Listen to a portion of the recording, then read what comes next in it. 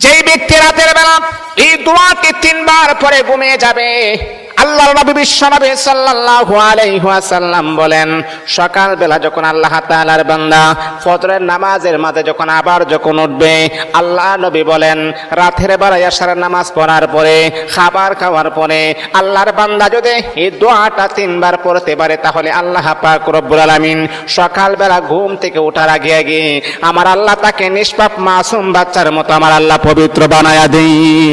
দোয়াটা সবাই আমরা জানি, আমরা সবাই কিন্তু দোয়াটা জানি, কিন্তু আমরা আমল করি না। দোয়াটা হলো আস্তাগফিরুল্লাহাল্লাযী লা ইলাহা ইল্লা হুয়াল হাইয়ুল কাইয়্যুম ওয়া আতুবু ইলাইহি লা হাওলা ওয়ালা কুওয়াতা ইল্লা বিল্লাহিল আলিয়্যিল আযীম। 3 বার যদি আপনি পড়তে পারি, ইনশাআল্লাহ আল্লাহ পাক রব্বুল আলামিন আমার আপনার জীবনের সমস্ত গুনাহগুলোকে আমার আল্লাহ ক্ষমা করে দিবে।